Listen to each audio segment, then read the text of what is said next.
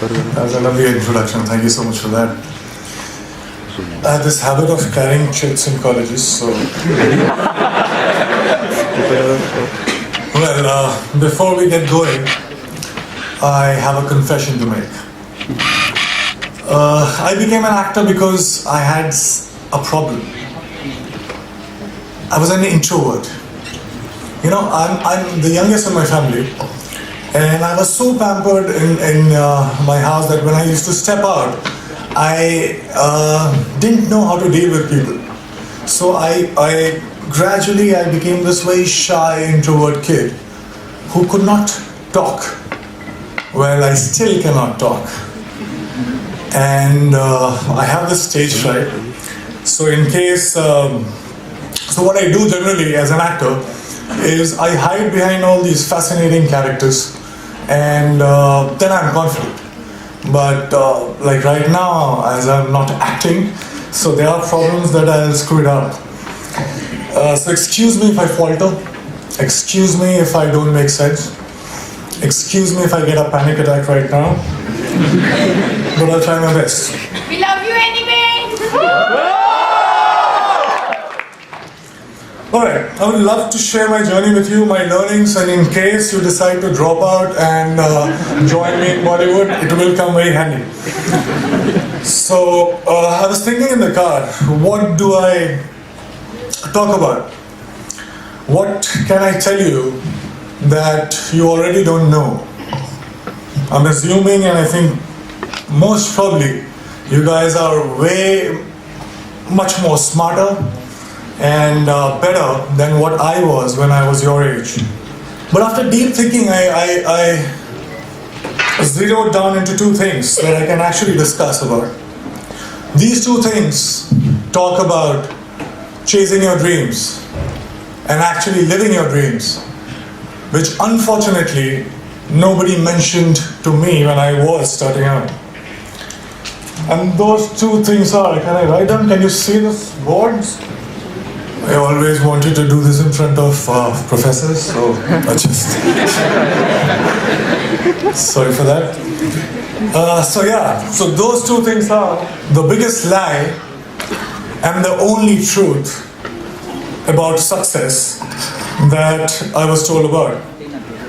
Now the biggest lie was money plus recognition is equal to happiness is equal to success. So let me begin by mentioning that I come from a very middle class family, and when I was growing up, money was a big differentiator in my life. Also in the three generations of my family that I know of that are documented, nobody knew what fame felt like. So basically both money and recognition were missing when I started out. So I already started out as a failure. Let me be very precise. My family told me that I had to become an engineer. Medicals were booked for my sisters. So once I'm an engineer, then I can, try civil services examination, and then probably, that will be like opening the doors for all kind of happiness, and I'll be forever successful. I'll be forever happy. This is the conditioning that I experienced when I was growing up. Alright, fair enough. Good deal. So I became very good in studies. Did fairly well in my 10th board exams. And then off I went to Delhi for my +2. Got myself enrolled in a nice school. And Vidyamandir and Fiji and half a dozen of other coaching institutes. And I used to share my room with 3 other similar aspirants. What it meant was, every day after finishing my assignments, school assignments, and preparing for my engineering entrance exam, I had to wash my clothes and I had to cook food for myself. But I wasn't complaining. Well, it was worth it, because after all, I was, for the very first time in my life, I was so close to become successful for the first time in my life. So finally I slogged, I got selected for several engineering colleges, and I decided to take admission in Delhi College of Engineering, which is now known as DTU. Thank you. Were you my senior or junior? There was a celebration like this in my family too. I could finally stop for a while and breathe, you know. I was telling myself that, you know what, now you have made it. You should be happy because you're supposed to be happy. But it wasn't working that much. Something was missing. There was a void that I could feel. So I thought maybe something bigger was required. For some reason, incessantly, while the first 18, 19 years of my life, the future me was much happier, much successful than the present me. So I was like, all right, fine. So I was forcing myself. As I promised, I started preparing for civil services examination, and I was forcing myself to slog, but I was bored. UPSC exams were still far away. In the meantime, I thought of doing theatre, and I thought to learn dance because to counter the shyness that I still have, and also because there were no girls in my engineering college for some reason. I felt cheated, man. We slog so much, you crack the entrance exam and you find that there are no girls. So, yeah, so somebody told me that there are very good-looking girls in dance schools. So I was like, fine, I'll go there. And once I started with performing arts, I knew one thing for sure. I knew that I quite liked it. And 3 years later, imagine me sitting in the campus and I'm thinking, all right, I'm really interested in performing arts. And all I want to do is to earn money and to be recognized. So if I become a movie star, I actually was very serious and I dropped out of my college in the 3rd year when I was just 2 semesters away from getting the degree, engineering degree. Came to Mumbai, got heavily into theatre and also other skills that I thought were necessary to become an actor. And by the way, this time I stayed with 6 other guys in a single room kitchen, but this time I was prepared for it. This time there was one difference. I was driven. My self-respect was at stake. My ex-college mates, one of them is sitting right here in black shirt, they thought that I was that disaster that folks in engineering and B schools should never become. So I had to prove a point to everybody. I had to prove a point to my family. Most importantly, I had to prove a point to myself. And this was the time when I was also a background dancer. So I was dancing behind all the possible stars that you can think of, Shah Rukh Khan, Shahid Kapoor, everybody. And I was thinking to myself while I was performing, okay, it's just 3 steps away, there I have to get. And everything will be sorted. And I kept going like that. And 2 years later, guess what? I got myself my first big break. I was selected for a primetime show on a TV. Now hear me out, it was seriously a big break because I started earning. People started recognizing me. To be honest, I would deliberately go and roam in all these malls so that people could look at me, smile, ask for my photograph.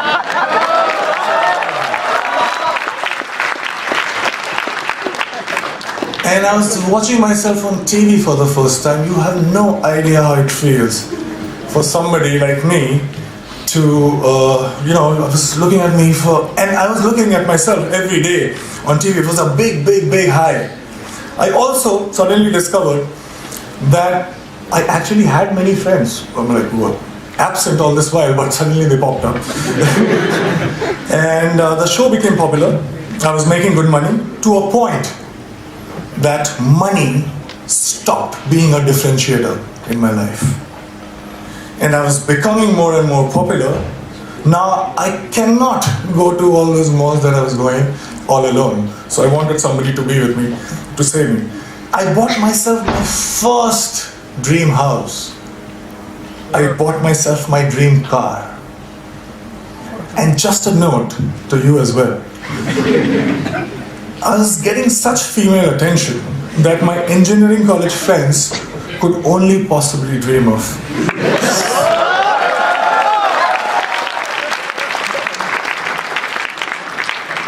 So I was having a time of my life. And then something unusual happened.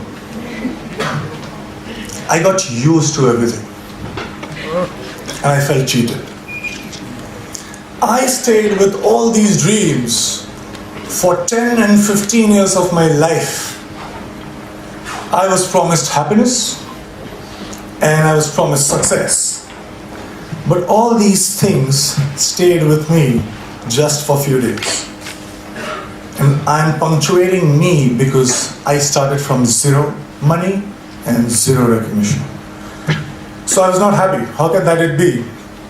I didn't like this version of success. And the future me again was luring the present me. But this time, I decided otherwise. I would do something else. So that gets us to the second point, which is the only truth. I won't take too much time, I'll just try to keep it short. I figured something. I figured that something, seemingly big things, were not that big once I got them. And looking back in the past, I realized that maybe smaller things were way bigger. And there was one thing that was missing in my life that was the cause of this illusion. And that thing that was missing was now. I was, all these years, I was obsessed about what's gonna happen. I used to draw those flowcharts that we are taught in schools.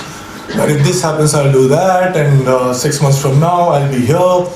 So I wanted to be in control. I was so obsessed about my future. I was taking the entire responsibility about the past. But all I was doing was frequently swinging from past to future, not living in actual sense.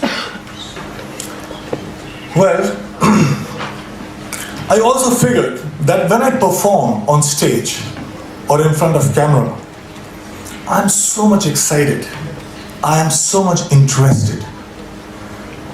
I was paying so much attention that there was no room to think about future or the past. I was just there in the moment. I was alive in true sense when I was performing.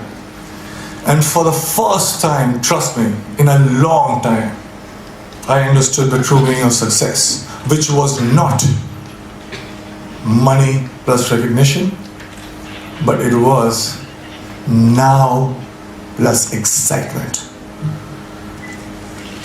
This realization happened in 2011, and it has been 5 years. Now let me share another very short story with you. When I was in school, 4 to 5:30 p.m. was the time when I was allowed to go out and play. I was asked to be an engineer, but the entire day I used to wait for 4 p.m. to happen. I would step out, and the next 1.5 hours felt like 5 minutes. I didn't understand this then, but now very honestly, very confidently, I can tell you this, that I'm living that 4 to 5:30 life right now since last 5 years.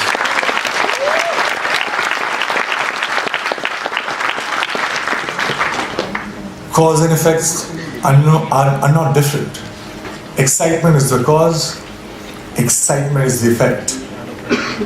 I get tired again and again because all these success mantras that we talk about, hard work, belief, focus, vision, risk-taking, talent, perseverance, we can go on and on.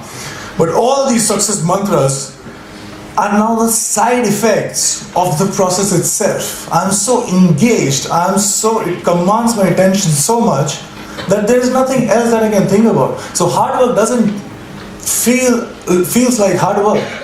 And there's nothing else that you can do but to persist. Talent you will cultivate.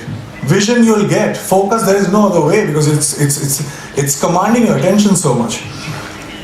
So here I am right now, 5 years down the line. Money and fame, although still could not earn back their reputation in my life. But let me show you one thing. I have much more of them than I had ever planned. And the best thing, my college, one of the professors who is very dear to me called me recently about asking me to plan this interaction with students, and I very humbly requested that can I get my degree back.